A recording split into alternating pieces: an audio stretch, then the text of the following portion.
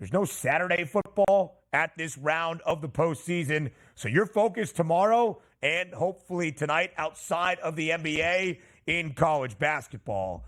And what a dandy we have at the Kohl Center tonight up in Madison. A 2.5-point spread in favor of 13th ranked Wisconsin against Michigan State. Over under 137.5. A huge Big Ten battle. Two teams that rank in the top 30 in terms of the net rankings from the Big Ten.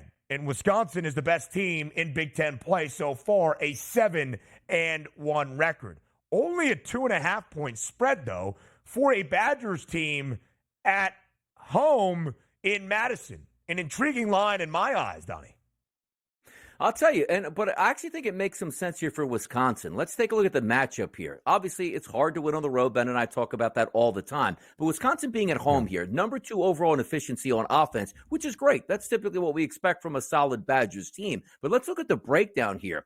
Number 1 in conference play, Ben, at close to 42% from the three-point line. Now, Michigan State does have a decent defense against it, but take a look at this.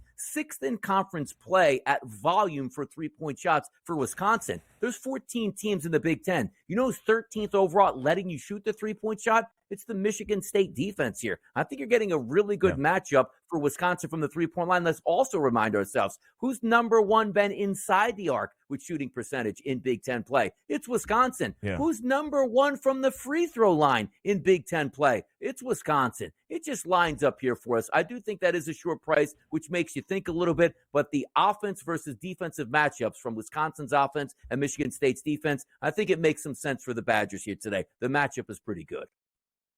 Of course, a terrible start to this year for MSU. Ranked 4th in the preseason AP top 25. They started 4-5, the worst start under Tom Izzo in nearly 2 decades. Since that point, though, they've won 8 of their last 10 games, including on a 3-game win streak entering this matchup. And they haven't played since Sunday against the Maryland Terrapins, so some time off for Tom Izzo. That win was on the road in College Park, the lone road win for Michigan State this year. But these two teams played back in early December. Big Ten opener for both of the sides. Wisconsin, 5.5-point dog inside the Breslin Center in East Lansing.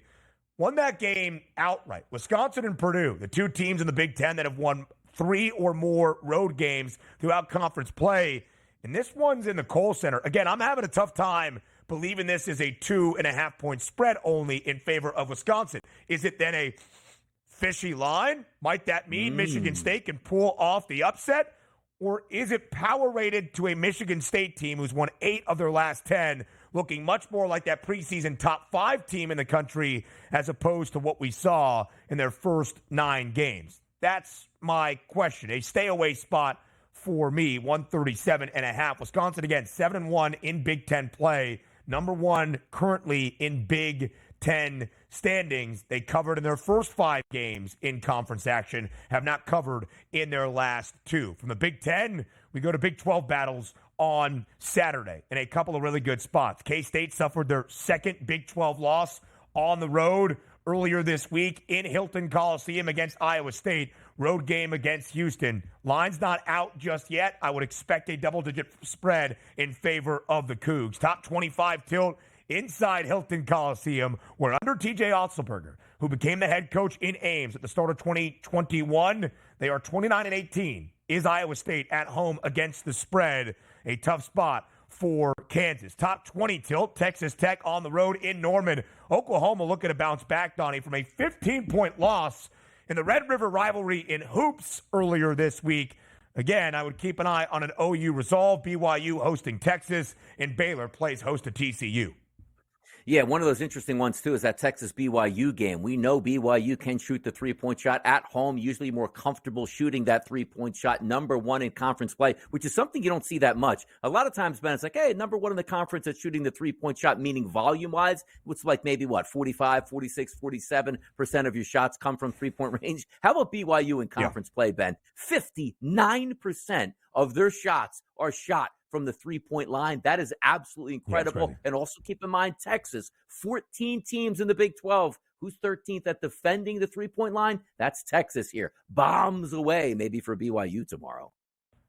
Yeah, I think a big one in Provo for the Cougs would not be expected, or not be surprised, I should say, to see that line 7.5, 8.5 in favor of BYU. Two home losses already in Big 12 action for the Cougars in their opener at home against Cincinnati, and earlier this week against the other Cougs, that being from Houston. No fault in losing to a Houston team that ranks at the top of Ken Palm's efficiency ratings all throughout the country. I expect BYU to fire away in a big way. Second most in the country, 59% of their shots coming from deep. Donnie, when you look at the Big 12 right now, there are, as I count them here, 5 teams with 2 losses, and then there's one team with 1 loss only. That's 20th ranked Texas Tech. But Tech on the road against Oklahoma. If this Porter Moser magic is going to continue here into a second year in Norman, they need a big response on Saturday at home.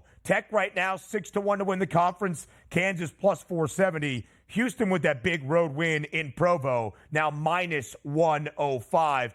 Interesting, though, slight minus money for anybody to be an odds-on favorite in a jumbled and competitive Big 12, the best league in college basketball. Yeah, we're probably still going to lean on Houston because it's that one team that if you need a game and you got to play great defense, no matter if it's home or away, it's probably Houston that you lean on, and rightfully so, minus 105 at the FanDuel Sportsbook to win that conference. But also, taking a look at teams like Texas Tech at a 6-1 price, we talked about it last week saying, hey, look at that, Texas Tech at the top of the standings here. Yes, it's great that you opened up 3-0 conference play, but then it starts to shift where you're going to start to play better basketball teams and come back to the pack. For me, it's still going to be Houston here, and I love they took a little bit of lumps early here sort of get their feet set for the remaining parts of that run in the Big 12 here. I like the Cougs. Yeah, me as well. Houston, who already suffered 2 Big 12 losses, only had 1 last year in their entire 18 conference game slate in the AAC, and it was their first 2 losses of the season, both on the road. Houston at home tomorrow. Keep an eye on what Leonard Hamilton is doing with Florida State. The Noles right now 6-2 in ACC play, and 7-1 against the spread. They've gone over in 6 of their last 8. A huge road win in Central New York against my alma mater, the Syracuse Orange, earlier this week. They were booked as a 3.5-point dog, and SU had not lost inside the JMA Dome all season long. Florida State will now host number 3 North Carolina. Of course, UNC, the lone remaining unbeaten, Donnie, in ACC play, a perfect 8-0 mark. Yeah, defense always travels, typically, right? We talk about that in football. Well, the same can be said in basketball as well. The reason we bring it up, UNC number 1 in defensive efficiency in ACC play. But let's take a look at a matchup that I think does make a lot of sense. On the inside, we know Baycott's a big guy. You know who's the worst team, I should say, at defending inside the 2-point line, inside the 3-point line, is Florida State. 55.6% is the shooting percentage inside there. But you know where this game might factor down? The free throw line, people. 76% as a team in conference play for North Carolina. But how about this? Number 2 at getting to the free throw line in the ACC, it is UNC. And how about this? 15th out of 15 teams in fouling in the ACC. That comes back with Florida State here. Maybe one of those games you play really good defense, but also you just eclipse the other squad here from the free throw line because you should be getting a lot of opportunities for the Tar Heels' perspective. A couple of teams that were upset earlier this week. Kentucky on the road in Columbia against South Carolina. Arizona last night, quick turnaround for the Cats. They stay on the road in the Northwest against Oregon. Of course, Arizona losing at the buzzer last night to Oregon State. Jordan Pope, the game-winning 3 as time hit triple zeros for the Beavs to win outright as a 17.5-point favorite. Tricky spot against an Oregon team that's been very good in Pac-12 play. Never easy as John Calipari and the Cats look for a bounce-back spot in Bud Walton Arena. You can use the Ken Palm lines. By the way, if you have a Ken Palm subscription, he puts out the expected outcome.